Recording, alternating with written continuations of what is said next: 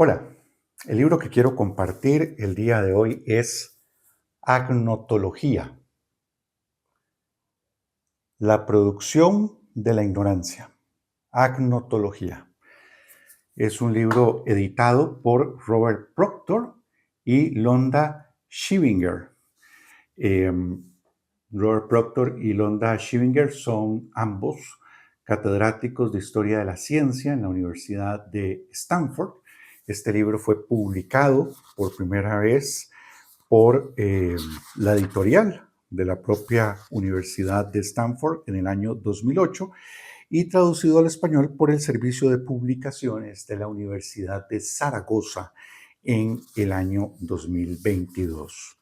La palabreja que le da título al libro, agnotología, fue acuñada por el propio Robert Proctor a principios de la década del 90 para designar el estudio de la ignorancia, pero sobre todo de la producción de la ignorancia, cómo se fabrica la ignorancia, porque entiende que hay tres tipos de ignorancia, o al menos así los clasifica él.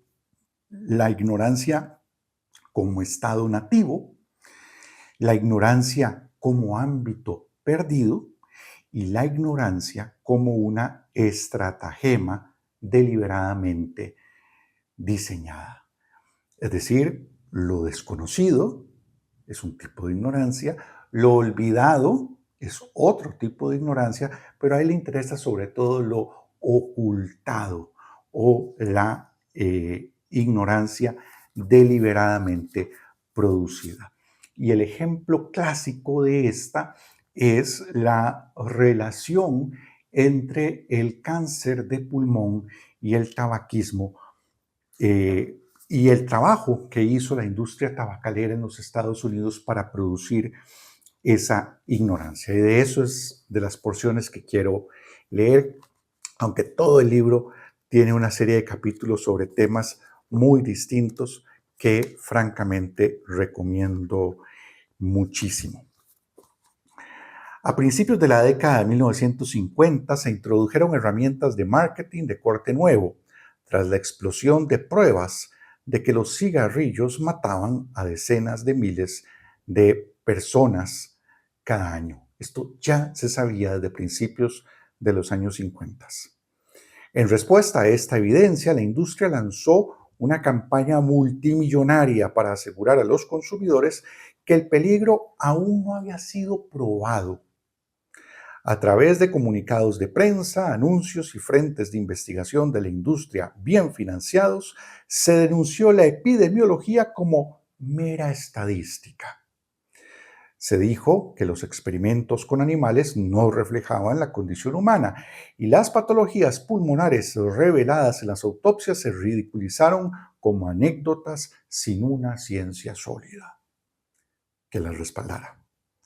Los fabricantes de cigarrillos a menudo invocaban el laboratorio como el lugar donde se resolvería la controversia, a sabiendas de que era difícil imitar los daños causados por el tabaquismo en los seres humanos utilizando modelos animales, por razones obvias, entre ellas que estos animales de experimentos tienen una vida bastante más corta que la de un ser humano. Pero bueno, los apologistas de la industria tabacalera trabajaban en un círculo lógico convenientemente estrecho.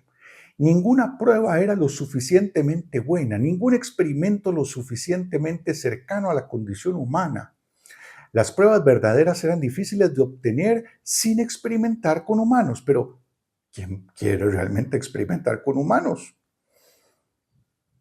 Aún no sabemos, dice Robert Proctor, qué genio malvado ideó el plan para asociar la continua fabricación de cigarrillos con prudencia, haciendo un llamamiento a más investigación para frenar la amenaza de la regulación.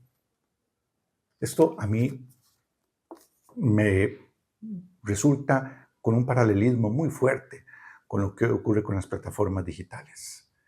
Y esta insistencia en que hay que investigar más y que hay que tener pruebas empíricas sólidas para poder demostrar lo que ya hay varias investigaciones que adelantan.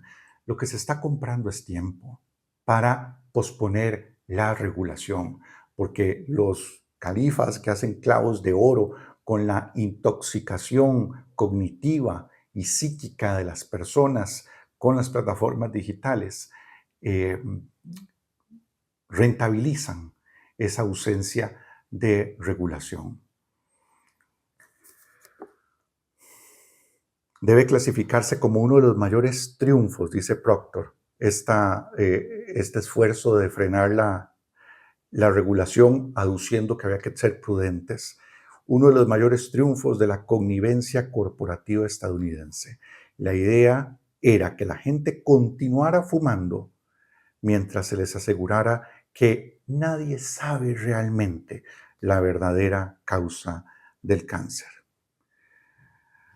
La controversia interminable tenía un valor inmediato en mantener a los fumadores fumando y a los legisladores flexibles. A la larga, también tenía un valor jurídico, en la medida en que la industria podía afirmar que nunca había negado los peligros, sino que solo había pedido más pruebas. Y bueno, tenían varias estrategias. Una de ellas era la de financiar investigaciones que parecieran abordar el tabaco y la salud sin hacer nada de eso.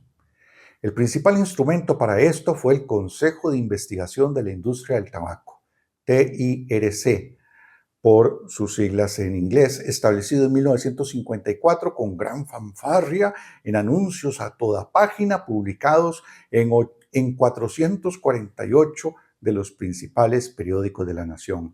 El TIRC, posteriormente rebautizado como Consejo de Investigación del Tabaco, acabó financiando cientos de millones de dólares de investigación, de los cuales muy pocos tuvieron que ver con el tabaquismo. Poco de ello abordó la cuestión supuestamente en duda, si los cigarrillos son malos para la salud y en qué medida lo son. El valor político de este tipo de investigación, principalmente bioquímica básica, era el hecho de que se financiaba, lo que permitía a la industria decir que estaba estudiando el problema.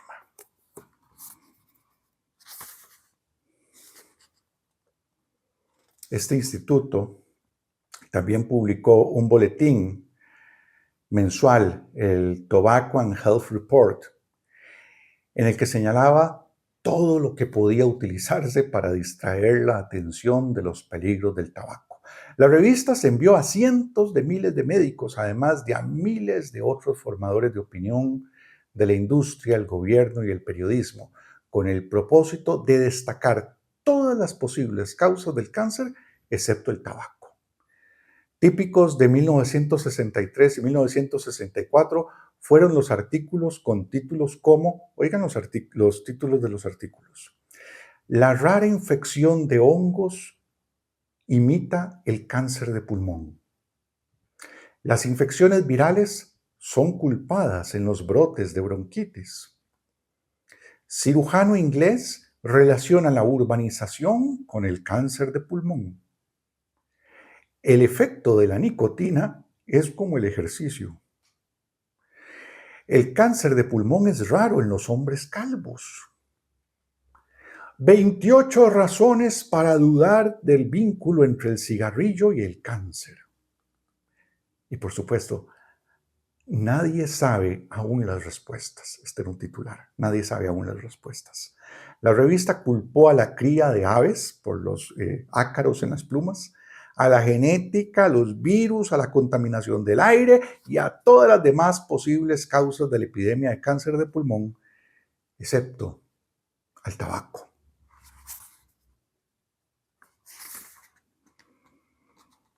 Con el tiempo, la industria finalmente se reconoció a sí misma como fabricante de dos productos separados, pero codependientes: los cigarrillos y la duda.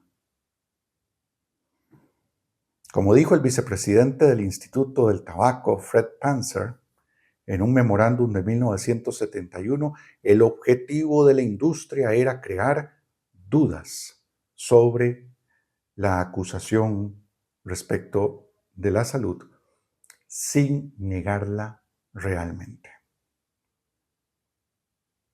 Los funcionarios de Brown and Williamson habían confesado anteriormente, pero de manera interna, hoy ya se sabe, que la duda es nuestro producto. Hasta la próxima.